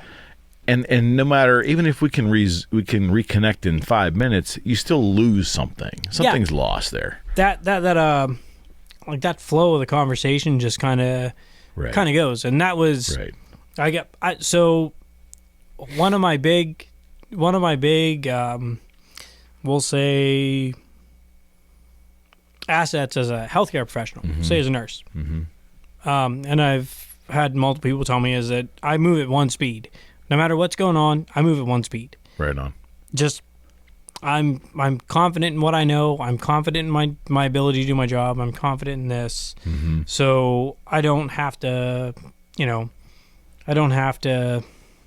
panic or change. Don't panic or change or hurry or rush. Go out of that. And it's because you spend so long in that environment where that flow goes, and if you're out of it for a little while, it changes. Absolutely things don't roll right along, and I don't get nervous almost ever. But today, I was talking to Aaron before I came in, and I was like, I don't know why. I was like, I'm a little bit nervous. It's like, I don't know. To be on the show? Yeah, I was like, I don't know. I was like, nonsense. I was like, hey, who wants to hear my take on parenting? But now when they do, they might be like, holy shit, I'm great. Like I might be great. This guy's talking about dragons in the ACLU. I'm gold. I think it's great. Yeah, they might be great. And this show is we've said in many times, it's about, we want to get Pittsburghers primarily on here. Don't get me wrong. We've got some, in my years in the guitar business, are going to bring some international people in and out. That's great. But we want to concentrate on Pittsburgh. We want dynamic people who have good stories to tell, who are doing some unusual things. And that's where we're going to move into the next part of your conversation, is you are the head coach of the Slippery Rock hockey team. Yeah. And before we get into that, you're one of the few people in my sphere that I know that played hockey as a youngster, relatively speaking. Yeah. Because we all grew up, and you were right down the road from me in terms of, grew up in these little mill towns that hockey was not readily available to. At least in my generation, it wasn't readily available. So that was kind of an anomaly, I'm guessing spurred on by the Lemieux era and so forth, for the prominence of hockey in Pittsburgh. But talk a little bit about what your first, how did you become a hockey addict, a lover of hockey, your first time playing? So it's 24/7 in our house. Even now. Still 24/7 in our house, but really it didn't get big until like the 90, 91. So I was about 8, 9 years old. Okay. When it started that's when Pittsburgh won the first Stanley Cup. Yeah. And then they won 2 in a row, and it just blew up. Like hockey just blew up. And if you look at the Pittsburghers that made it to the NHL from there, you see a lot of like 83, 84, 85 birth years. Right. Because they were just turning 6, 7, 8 when the Penguins are winning Stanley Cups. Yep. And now we have another, right now there's another group of kids from Pittsburgh who are seeing time, or, ending up, ranked for NHL drafts or going places because in 2008, 2009, Pittsburgh's winning Stanley Cups again. It's a popular sport. And so I feel like with hockey, when it's successful in the area, people are going to jump on it. And I mean, stuff blows up. You have, when I was growing up, you had a handful of rinks. You had the Airport Ice Arena, and you had, something down in Bethel Park or Castle Shannon. And then all of a sudden you have stuff in Cranberry and now there's almost not enough at the point. Like hockey's gotten so big now that there's almost not enough rinks for the organizations that are here in the area. Right. So it's blown up, but a lot of it's because of the success of the Penguins franchise. And Pittsburgh's a big sports town. And this is just my opinion. It's a big sports town. It's always going to be football. It's a Steeler town. It's always going to be a Steeler town. If the Penguins are winning, everybody's going to jump on that wagon. The Pirates are probably never going to win. I mean, we're just in a boat where that's just not going to happen. I have hung in there for so long. I don't care anymore. You know what? So did I. And the first year they made the playoffs, I was living in Olympia, Washington, and was home and watched them 13, right? Watched them get 12. Blanked. Yeah, and then watched them get blanked on TV. And I was like, well, there that went. Next year will be completely different and stuff. But if the teams are successful, things just kind of grow. Yeah, but I don't think a little aside would be I'm not convinced Pittsburgh was ever really a baseball town. Now again, they played in Three Rivers through the 70s and 80s, and that was it's a lot of fannies to put in the seat for any baseball. But the 79, and maybe I'm wrong, but I believe the 79 playoff and World Series games weren't sold out. And some of the playoff games in the 70s with Philadelphia, or they were in our division. It wasn't Philadelphia, the Reds or the Dodgers. Some of those games weren't sold out. So I don't know if really we're a deeply devoted baseball town. I'd like to think we are, but I'm not sure we are. I think it's football all the way. If the Pirates are winning, they'll fill the stands. If the Penguins are winning, I mean, if you look at it, so 90, 91, 91, 92, Penguins win the Stanley Cup. 92, 93, they're, they set a record for being, most wins in a regular season. Right. Well, then they went through this drought where they were bad for a while. The Howard Baldwin era? Yeah. So they're bad for a while. And hockey kind of dragged in the era for a bit. And then all of a sudden you hit 2004, 2005, Sidney Crosby gets drafted, and all of a sudden, they went from I went to games in the early 2000s where people showed up to get a Mike Lang bobblehead and left. They didn't stay for the game. Well, that's the Pirate experience, right? Yeah. Like people showed up for a bobblehead and left. They were like, I'm going to get the Mike Lang bobblehead, but I don't need anything else. You're so right. And then they left. Well, 2004, 2005 hit. Yeah. I remember listening to the draft lottery. They get Crosby, and within an hour, season tickets were sold out. So everybody wants to see him play. And we've been spoiled in Pittsburgh in a way. We've seen Lemieux, Yager, Crosby, Malkin, like these guys who are going to go down as some of the best of all time. No question. And it's grown the game in the area a ton. Mm-hmm. We've been lucky too to have Lemieux and Crosby both, and add in Malkin and the supporting cast around Lemieux as well too. Yeah. We've been uniquely blessed. Or lucky, however you want to put it, with those folks entering the Penguins arena. Yeah, Yager for years and years. I mean, those guys were, and that's why I tell people all the time. I'm like, if you look at other sports towns, you look at, say, Philadelphia. Right. Who cares if they win? The Flyers, yeah. Whatever, yeah, the Flyers are a little bit rough. Sorry, Jed. Yeah, but I mean, they're in Pittsburgh, we've really had a good run of. Yeah. How did it start for you? Like, what? Tell me about how you did. So, I just find it funny. You're a McKees Rocks kid, and you go to your dad. I want to play hockey. Well, and your dad was like, "Okay." It was just kind of a, hey. So, growing up with my dad was great. My dad was single parent essentially, and whatever we wanted, whatever it was, didn't matter. If we went to him and said, hey, I want to play hockey. Hey, I want to do this. Hey, I want to do that. Cool. We'll make it work. Whatever we have to do to make it work, we'll make it work. Okay. So it was around like the 92, 91, 92, and that's when we got like real big into hockey, and it just kind of took off from there. Once the love started, it tore off. Okay. Did you play hockey in college at all? Yeah, I played at Slippery Rock actually. Oh, you're a Slippery Rock grad. Yeah, I didn't know that. Yeah, okay. Yeah. So grad from Slippery Rock. I played there. Once I moved on from there, once we moved back home, I wanted to get back involved with hockey. So I looked at different ways I could be involved, and I wanted to be like an alumni liaison.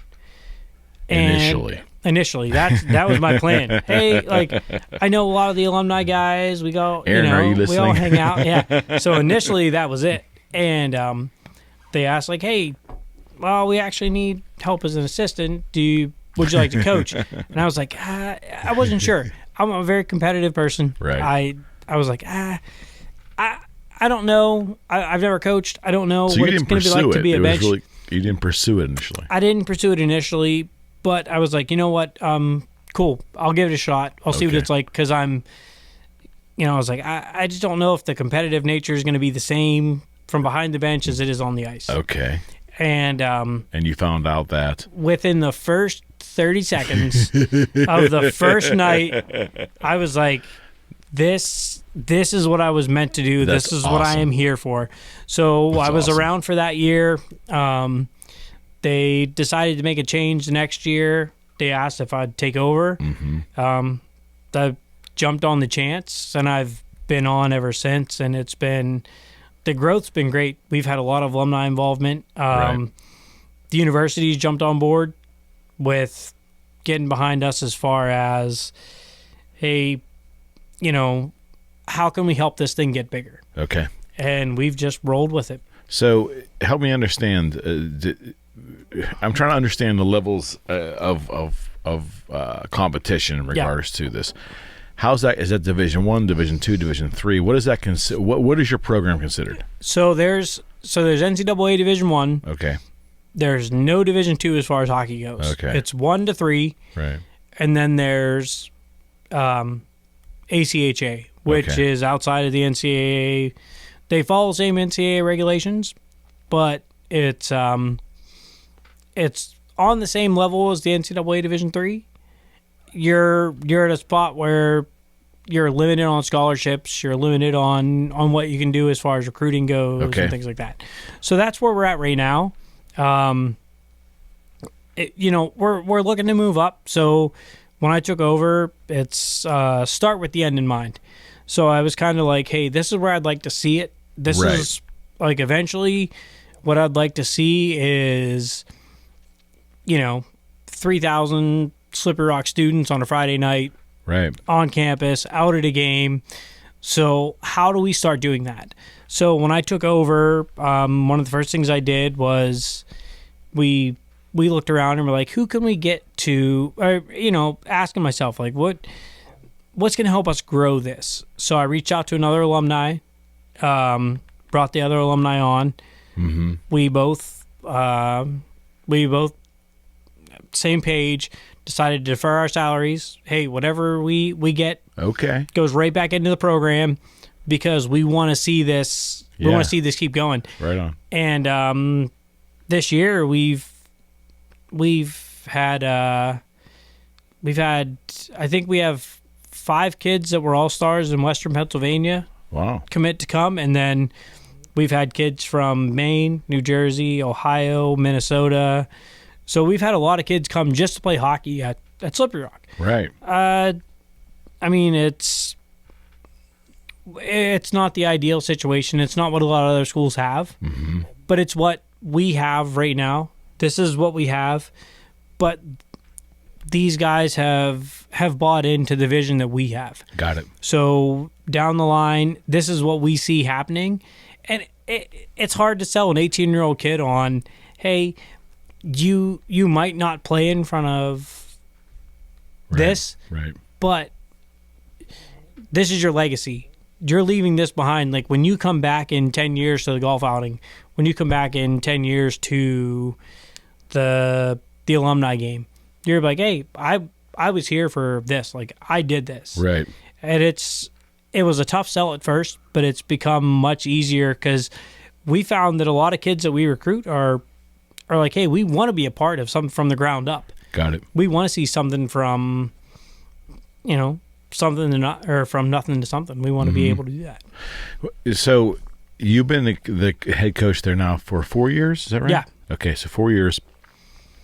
Give me what you would estimate. What's been the biggest surprise about being the head coach with these young men? So for you personally, So the coolest thing for me personally has been, and that's without question, the coolest thing for me has been I've gotten emails, texts, late night phone calls, whatever it be, but these guys saying like, hey, thanks for everything that you've done for me.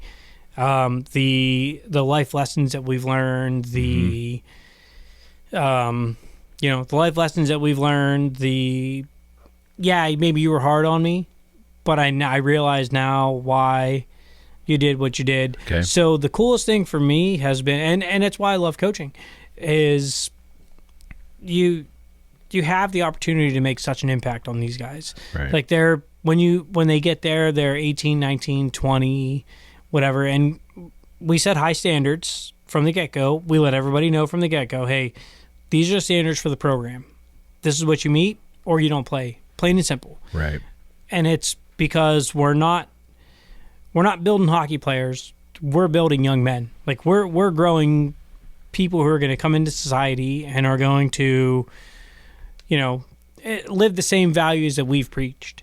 So the coolest thing for me has been to hear from guys and be like, hey, coach, thanks for everything you did. Like, I was able to use this lesson at work today and stuff like that. Mm-hmm. And I don't even get that from the healthcare field. I get things from there that I don't get there from the healthcare field. I can believe that. I mean, in terms of what you need for fulfillment, right? I mean, it's funny. I hear the same thing from a lot of coaches in that the reward comes from the appreciation of the player, and sometimes that comes after they've left. Years down the line. Yeah, and they've learned that, what I learned here has been applicable in my growth as an adult. Yeah, and that's all we're shooting for. We tell them all the time. We're like, hey, look, we're not here to make hockey players. We're here because we want to see you guys succeed in life in general. We want to see you guys grow up to be, good dads, good husbands, things like that. And when you do hear from them and, they show up late down the line, like we've had a lot of guys show up at playoff games and things like that. And afterwards, they're, right down there in the hallway of the locker room. This past year was rough because we graduated 10 seniors this year. Mm-hmm. Kids who have been there through some lean years, kids who worked so hard to build that program. Right. And to see it end for them was really hard for me. I bet. But to see their former teammates in the hallway of the locker room and for those guys to wait for us as coaches to say, hey, thank you. Yeah. We appreciate all this. That that means the world to me. What's been the biggest challenge? What's been the most difficult thing, whether you anticipated it or not? The biggest thing that we've run into is really like most things you'll find is budget wise. Okay. So we're not high on the totem pole there. We're not football. We're not baseball. Okay. So you're at a bit of a disadvantage as far as the budget goes. So when you travel, hockey's so far spread out where there's teams in Arizona, there's teams in California, there's teams in Colorado. Mm-hmm. So the budget's been the biggest problem, and fundraising was a little bit of a tough go at first. But we've done fairly well the last few years. We do a golf outing every year. We have a night at the races, which has worked out to be great. Right. So we make money that way. But really, when I took over as the head coach, it was every aspect of the program. Budget-wise, scheduling games, planning practices, getting practice times. So it was the budget part was the hardest part to get over because it probably costs close to $200,000 to run a year. Incredible. If you're going to run a year, it costs about $200,000. So the first year I took over, it was mid-season. We were kind of in a hole.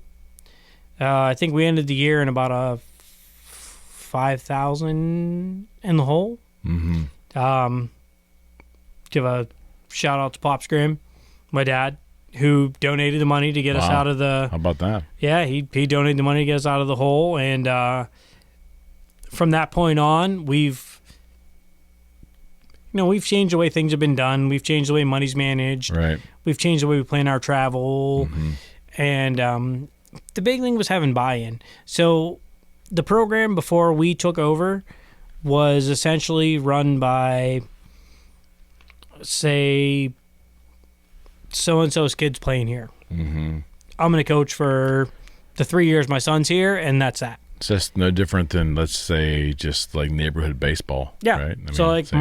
So my kid's playing here, and he's going to do that. Yeah. So when we took over, I have no stake in the game. So we looked at it as, hey, I'm hoping my kid goes to Harvard or something like that, where it's going to be less for me. But we looked at it as, hey, all before us has been parent coaches. Right. So that influences decisions as far as who plays, who doesn't. That's a problem. And as far as recruiting goes, like, how do you get buy-in if in 2 years you're not going to be there? Right. So once we took over, and once we put a lot of money into recruiting, we put a lot of money into everything, things kind of turned around for us. It was tough early on, but when you love what you do, it's easy to put in that extra time. You know all about it. You're doing it here. Yeah. Talk a little bit about this season and the pandemic and what's happened since. So this year, our season ended right before the pandemic hit. Okay. So we were eliminated from our conference playoffs, but pretty much right the week after, everything shut down. Okay. So playoffs didn't happen. There were no sports. There was no national championship. There was no Final Four, Frozen Four, like nothing. Sports completely shut down. Okay. So for us, the biggest hurdle that we ran into was recruiting. So a lot of the questions that we got from parents was, because, when you recruit, it's not just the kid, it's his parents. No doubt. So when you talk to them, a lot of it was, hey, are you guys going to be playing in the fall? Like, this is your schedule in the fall. Are you going to be playing? I'm like, I don't know. To be honest with you, don't know. We've had conference calls with administration and everything else, via Zoom.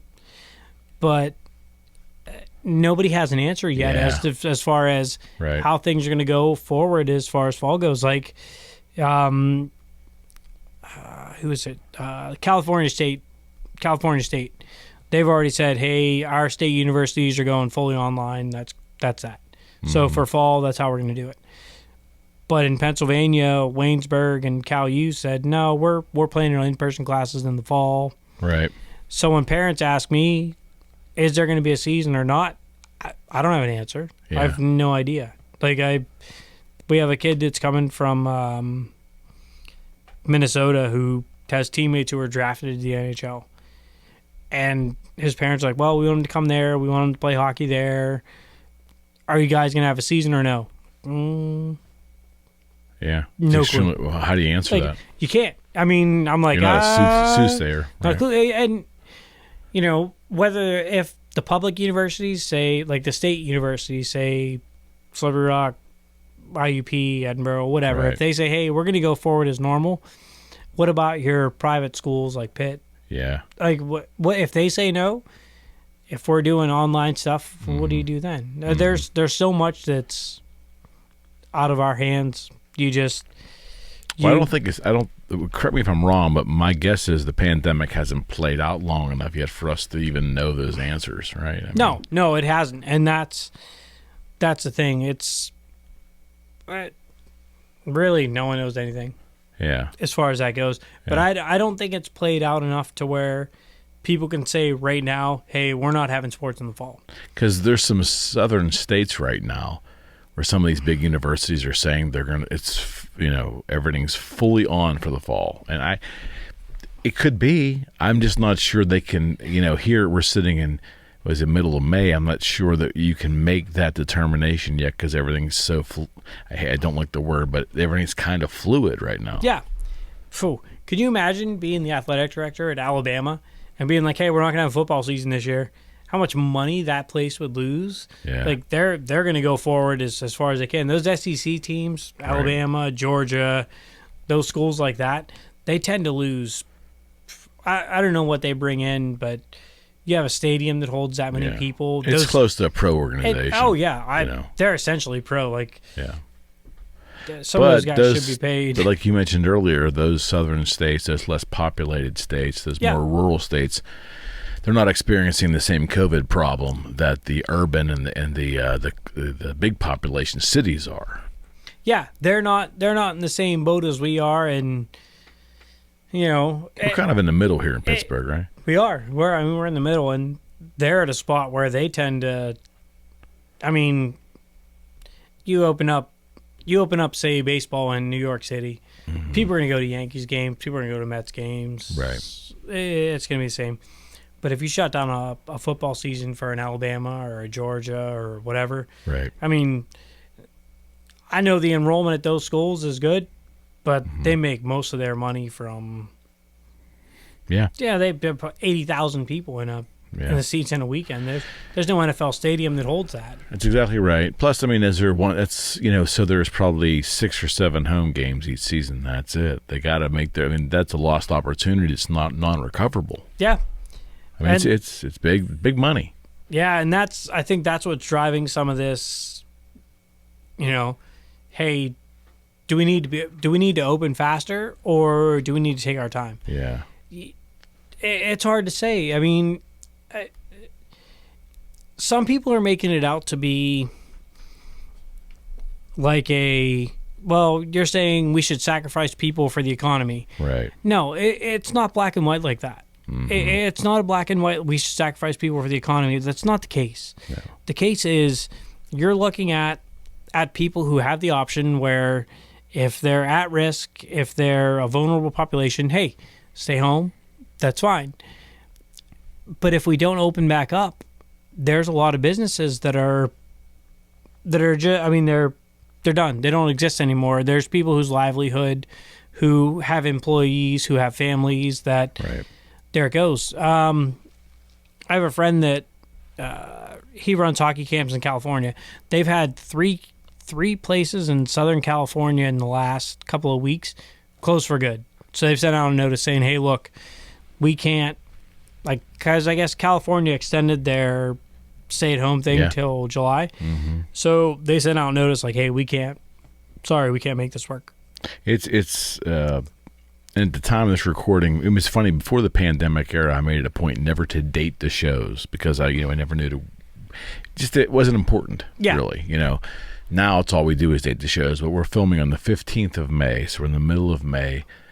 Things are looking pretty good for Pennsylvania. The trend seems to be that we're doing well, if you can believe the numbers. Some businesses here in Allegheny County opened up, including real estate. This was our first day, supposedly, but there's a lot of restrictions. I mean, I'm astounded at the paperwork restrictions right now for selling. That's buying and selling, another story. But it's the 15th of May, and there are some states that are opened up completely. I think Georgia's wide open. So it's going to be kind of like an experiment. Wouldn't you agree, to see if the COVID numbers spike or whether they fall off? And again, can you trust can you trust the numbers? Yeah. So perfect example. So Georgia, I think it was Georgia and Florida opened up within the last 2 days. And I've seen 2 different news stories. I've seen one that said, hey, we've seen a spike in cases. Hey, we haven't seen any new cases. I'm like, well, how can that be? But who says we've seen a spike and who says there are none? And that's the thing. Like, I mean, I'm all for Pennsylvania opening up. I need a haircut, big time. And even then, so we went yellow. I don't even know what yellow means. Currently, we're yellow. I don't even know what yellow means. I still can't go to Sidelines on Swickley and eat there if I want to. We still have to take out. Restaurants are not permitted. Bars not permitted. Salons are not permitted. Yeah, so open. so what can I do different than you're that I currently couldn't do doing last week? Yeah, like Yeah. I still need a haircut. Aaron offered to do it for me. No way I'm letting that happen. Absolutely not. Like she's given one Damn. she's given one haircut in her life, and it's been to Dustin. And she's like, "Well, his haircut's not bad." I was like, "His hair was in his eyes. It's not in his eyes." Oh my God, if that's dude. the standard, I mean, shit. That's yeah, the standard. Yeah, you're not terrible, but you're not touching. You know, Yeah. So I wish I had that problem, man. and it's well, I'm not far off, and that's the thing is I'm like, wish I well, had hey, that while problem. I have it, I'm going to keep it, Absolutely. and that's how it goes. No, and you should. Yeah. Just cherish it, my friend. Yeah, Cherish it. and that's what I'm doing, and it's going by the wayside. My oldest son It's reminds waving me. goodbye. Oh yeah, my oldest son reminds me. So we had somebody out taking. We had somebody out from the Pittsburgh Hockey Digest taking pictures at one game. Right. And they posted them online. And I was looking at the pictures, and I was like, bro, hey, who chose this angle? Is that really what the back of my head looks like? You know? Yeah. And Braden's like, Dad, you don't have a lot of hair back there. Oh. I was like, thanks. I know. Look, I know I don't. And that's why I'm like, I need a haircut. I need this thing to open up.